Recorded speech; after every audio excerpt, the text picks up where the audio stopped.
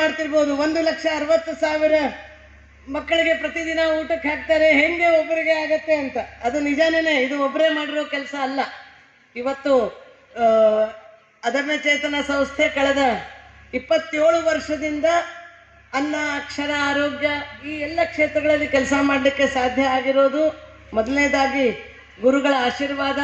ವಿಶೇಷವಾಗಿ ಈ ಭಾಗದಲ್ಲಿ ನನಗೆ ಕರೆದಾಗ ನನಗೆ ಬರಲಿಕ್ಕೆ ಭಾಳ ಸಂತೋಷ ಆಗೋದು. ಯಾಕೆ ಅಂತಂದರೆ ಇಡೀ ರಾಜ್ಯದಲ್ಲಿ ಅಷ್ಟೇ ಅಲ್ಲ, ಇಡೀ ದೇಶದಲ್ಲಿ ಬಹಳ ಒಳ್ಳೆಯ ಜನ, ಸಾಧು ಸಂತರು ಅತಿ ದೊಡ್ಡ ಸಂಖ್ಯೆಯಲ್ಲಿದ್ದು ತನಗಾಗಿ ಯಾವತ್ತೂ ಯೋಚನೆ ಮಾಡದೆ ಸಮಾಜದಲ್ಲಿರೋ ಪ್ರತಿಯೊಬ್ಬನೂ ಮುಂದೆ ಬರಬೇಕು, ಉದ್ಧಾರ ಆಗಬೇಕು ಅಂಥೇಳಿ ಯಾವುದಾದ್ರೂ ಜಿಲ್ಲೆಯಲ್ಲಿ ಇದ್ದಾರೆ ಅಂತಂದರೆ ಅವರು ಇವತ್ತಿಗೂ ಕಳೆದ ಸಾವಿರಾರು ವರ್ಷದಿಂದ, ವಿಶೇಷವಾಗಿ 12ನೇ ಶತಮಾನದಿಂದ ಪ್ರಾರಂಭ ಆಗಿರುವಂತಹ ಆ ಗುರು ಹಿರಿಯರ ಒಂದು ಒಳ್ಳೆಯ ಮಾತುಗಳು, ಅವರ ಪ್ರವಚನಗಳು, ಅವರ ಜೀವನ ಪದ್ಧತಿ, ಅದರಿಂದಾಗಿನೇ ಅತಿ ಹೆಚ್ಚು ಸಂಖ್ಯೆಯಲ್ಲಿ ಯಾವುದಾದ್ರೂ ಜಿಲ್ಲೆಯಲ್ಲಿದ್ದಾರೆ ಇಡೀ ಭಾರತದಲ್ಲಿ ಅಂತಂದರೆ ಅದು ಈ ಭಾಗದಲ್ಲಿ, ಬಾಗಲಕೋಟೆ ವಿಜಯಪುರದ ಈ ಭಾಗದಲ್ಲಿ.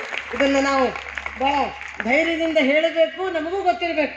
ಯಾಕೆಂದರೆ ಅವರ ಒಂದು ಆ ಜೀವನ ಕ್ರಮದಿಂದ, ಅವರು ನಮಗೆ ಕೊಡ್ತಿರುವಂಥ ಮಾರ್ಗದರ್ಶನದಿಂದ ಅದಮ್ಯ ಚೇತನದಂತಹ ಸಂಸ್ಥೆಗಳು ಹುಟ್ಟಲಿಕ್ಕೆ ಸಾಧ್ಯ ಆಯಿತು, ಬೆಳಿಲಿಕ್ಕೂ ಸಾಧ್ಯ ಆಯಿತು, ಇವತ್ತಿಗೂ ಕೆಲಸ ಮಾಡಲಿಕ್ಕೂ ಸಾಧ್ಯ ಆಗ್ತಾ ಇದೆ.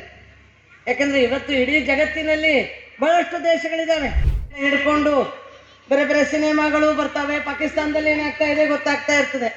ಆದರೆ ಈ ಎಲ್ಲ ದೇಶಗಳಲ್ಲಿ ಇವತ್ತಿಗೂ ತನ್ನ ಸಾವಿರಾರು ವರ್ಷದ ಆ ಇತಿಹಾಸವನ್ನು ಇಟ್ಕೊಂಡು ಸಾವಿರಾರು ವರ್ಷದಿಂದ ಸಮಾಜಕ್ಕೆ, ಇಡೀ ಮನುಕುಲಕ್ಕೆ ಮಾರ್ಗದರ್ಶಿಯಾಗಿ ಇರುವಂತಹ ಒಂದು ದೇಶ ಯಾವುದು, ಮತ್ತು ಅದೇ ರೀತಿಯ ಭವಿಷ್ಯವನ್ನು ಮುಂದೆನೂ ವಿಶ್ವಗುರು ಆಗುವಂಥ ಎಲ್ಲ ಲಕ್ಷಣ ಇರುವಂತಹ ದೇಶ ಯಾವುದು ಅಂತಂದರೆ ಎಲ್ಲರೂ ಅಮೆರಿಕಾದಲ್ಲಿರೋರು, ರಷ್ಯಾದಲ್ಲಿರೋರು ಹೇಳ್ತಾರೆ ಅದು ಭಾರತ ಅಂಥೇಳಿ.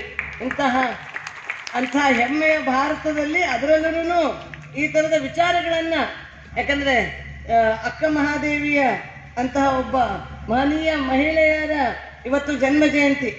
ಆಕೆ ಅಂದರೆ ಇವತ್ತು ಅದರಲ್ಲೂ ವಿರಕ್ತ ಮಠದಲ್ಲಿ ನನಗೆ ಆಕೆಯ ಒಂದು ಜಯಂತಿಯನ್ನು ಆಚರಿಸುವಂತಹ ಬರುವಂತಹ ಸೌಭಾಗ್ಯವನ್ನು ಪರಮ ಪೂಜ್ಯ ಸ್ವಾಮೀಜಿಯವರು ಮಾಡಿಕೊಟ್ಟಿದ್ದಾರೆ.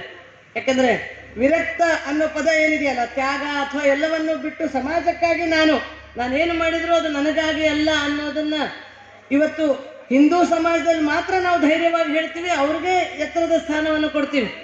ಬೇರೆ ಎಲ್ಲ ಕಡೆ ಇವತ್ತೆಲ್ಲ ಮೇಲೆ ಯಾರನ್ನು ಕೂಡಿಸ್ತಾರೆ, ಯಾವುದಾದ್ರೂ ದೊಡ್ಡ ಸ್ಥಾನಮಾನ ಇರೋರು ಮಂತ್ರಿಗಳನ್ನು ಮೇಲೆ ಕೂಡಿಸ್ತಾರೆ, ಆದರೆ ಇಲ್ಲ ದುಡ್ಡಿರೋರ್ನ ಮೇಲೆ ಕೂಡಿಸ್ತಾರೆ.